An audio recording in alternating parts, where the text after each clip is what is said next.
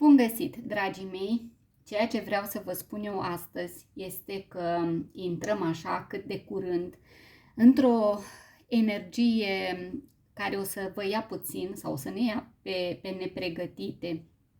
Avem două mari arcane, arcana roata destinului și arcana coasa în Lenormand. Să știți că ambele vorbesc despre schimbări, dar nu asta ar fi problema. Vorbesc despre schimbări alerte, schimbări, decizii rapide, durere uneori, accidente posibile, intervenții chirurgicale sau pur și simplu o incizie, ceva ce ține de schimbare pe partea asta medicală sau lucruri care nu pot fi controlate. Bineînțeles că ne putem raporta și la carieră, putem lua în calcul și aceste schimbări, să faceți așa o trecere radicală la altceva. Putem vorbi aici despre dinți, despre gură, poate, nu știu, apar brusc niște dureri de măsele și vă trebuie să ajungeți la dentist pentru a extrage poate o măsea. Sunt lucruri care apar așa dintr-o dată. Mai poate reprezenta în cadrul relațiilor că dai ceva la o parte din viața ta, pentru că această arcană curăță tot ceva ce este rău în viața unui om, dar știți cum? Într-un mod foarte rapid. Din păcate, poate semnaliza și sfârșitul unei relații, nu doar partea de chirurgie. Se întâmplă foarte repede, totul este făcut, dacă vreți așa, fără milă. Sunt decizii raționale, decizii fără sentimente. Este adevărat că această coasă poate uneori să reducă lucrurile, adică simbolizând că ceva este tăiat, dat la o parte. Deși uneori coasa poate însemna un pericol. Alteori poate însemna că cineva dă la o parte ceva negativ din viața sa. Și pentru că avem cifra 10, ne putem gândi inclusiv la un sfârșit de ciclu karmic. Oricum ar fi, această roată a norocului este o carte norocoasă. Indică faptul că este un moment bun să acționați. Și să acționați chiar pe baza bănuielilor, pe baza intuiției voastre. Cu toate acestea, este important să vă și amintiți că roata asta se poate întoarce în orice direcție, și în dreapta și în stânga. Asta reprezentând, bineînțeles, suișurile și coborâșurile vieții. Poate te afli ca într-un fel de carusel, așa, în care simți pur și simplu că nu mai ai control. Mai poate fi vorba mâine, să știți, despre o moștenire, să aflați despre o moștenire, despre o avere, ceva pe neașteptate, ceva care aduce bunăstare. Poate e bine să fiți cu ochii în patru în privința unei oportunități. Ce aș mai vedea eu pentru mâine? Dacă cumva ați trecut sau treceți printr-o perioadă grea din punct de vedere financiar, s-ar putea să primiți bani dintr-o sursă neașteptată. Important este să aveți grijă să vă faceți ordine în lucruri, pentru că posibil chiar să aveți niște obiecte de valoare chiar sub voi, cum se zice în popor, chiar sub nasul tău și să nu le vezi. Avem cifra 10. Adesea indică încheierea a ceva. Dacă ai chestiuni nerezolvate, v-am spus, ciclul se apropie de sfârșit. Are și implicații karmice. Dacă simți că roata s-a învârtit fără încetare și simți că viața ta a fost lipsită de control, lucrurile de mâine încolo încep să se liniștească. Dar trebuie și din partea ta un efort, un minim efort. Pentru că ai nevoie să manifesti ceea ce tu dorești. Dacă nu, treci în extrema cealaltă de eșec, ghinion și tot așa. Sunt cărți pozitive. Ca și personalitate, mâine posibil să interacționați cu cineva mai agresiv, cineva mai rece, cineva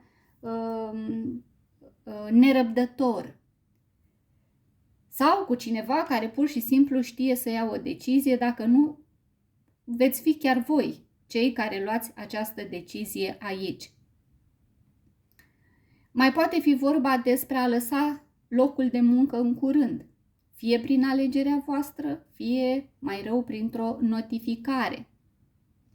Hai să vedem cum va fi până la urmă de mâine încolo viața voastră și vă rog să alegeți între aceste două variante, cristalul mov sau lila și cristalul albastru. Începem, bineînțeles, cu acesta mov. Spun bineînțeles pentru că l-am prezentat primul și extrag de aici un prim mesaj. În mare parte eu v-am spus despre ce este vorba, acum doar aprofundăm, să rugăm cărțile să ne mai dea niște idei facultative.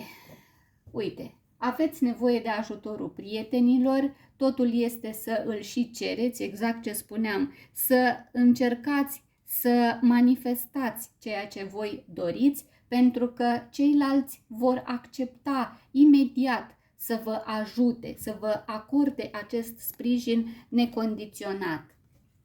Cereți sprijinul prietenilor, cunoștințelor și celor din jurul vostru.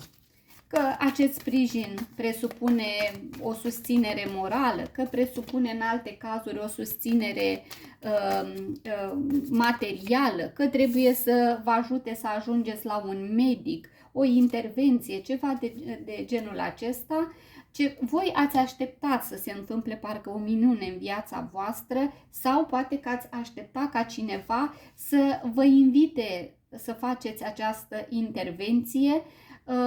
Divinitatea, să știți că este la locul ei, adică la loc de cinste și vă va ajuta, mai ales dacă aceste chestiuni ale voastre privesc strict viața amoroasă.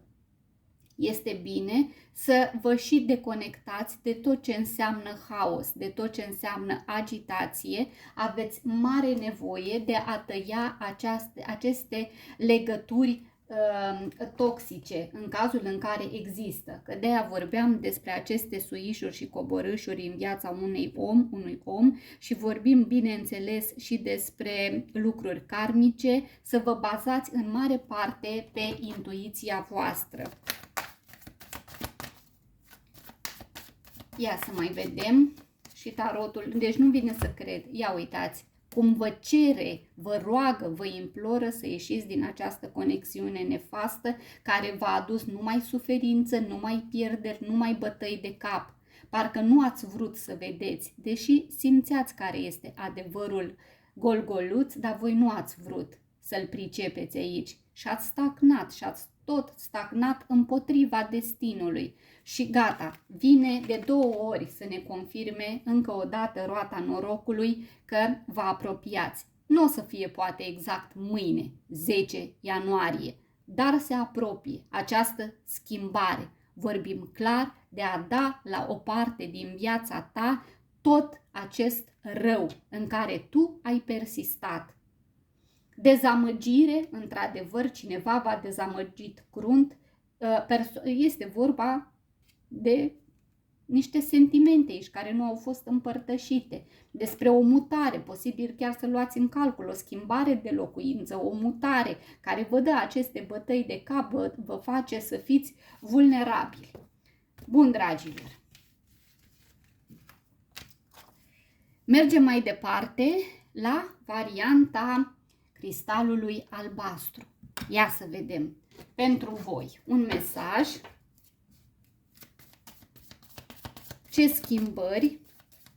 Cu ce schimbări vine ziua de mâine sau zilele următoare în viața voastră. Vine cu o schimbare pozitivă, în sensul că voi veți relua o conversație cu cineva cu care nu ați mai vorbit. Avem coasa care vă spuneam aici că înseamnă ori încetarea unei comunicări, ori mai grav ruperea unei relații. Cineva care v-a tăiat așa după listă, să spunem, sau voi poate ați tăiat persoana aceasta din lista voastră de priorități.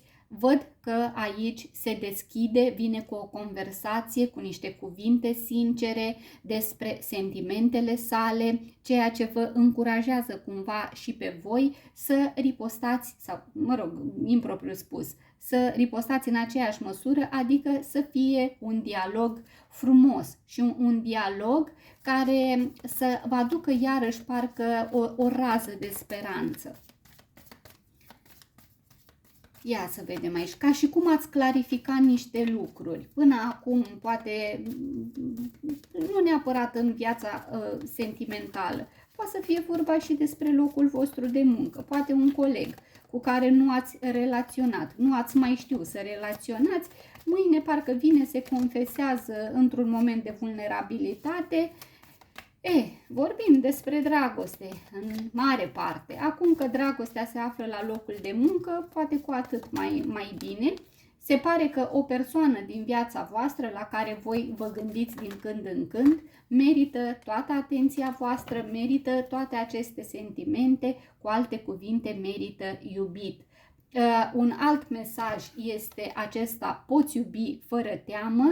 Voi aveți această frică, ori v-a dezamăgit cineva în trecut, cineva cu care voi ați început un flirt, pentru că văd această relație la început și v-ați oferit toată energia voastră pozitivă persoanei respective. Nu știu dacă ați și primit-o înapoi, ceea ce știu cu siguranță este că ați oferit de mai multe ori o șansă acestei relații, deci nu doar o dată, de aia și avem aici roata destinului și vă spuneam eu despre acea succesiune de certuri, de împăcări, lucruri karmice, lucruri care s-au repetat, lucruri care v-au dat viața peste cap.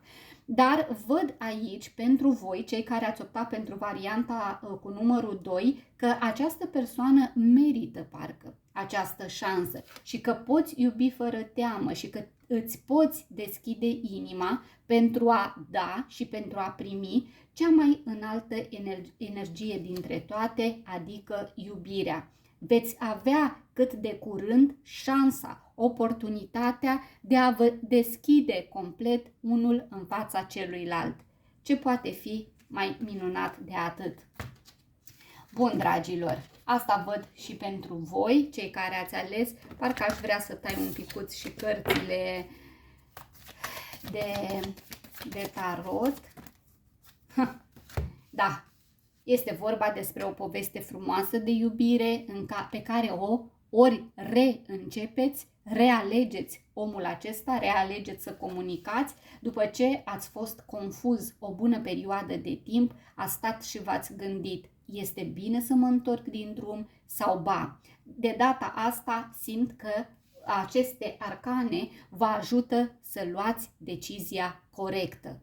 Mergeți pe drumul cel bun, pentru că aici există reciprocitate și aici există o decizie luată cu suflet. Și atunci nu puteți greși. Vă îmbrățișez, dragii mei!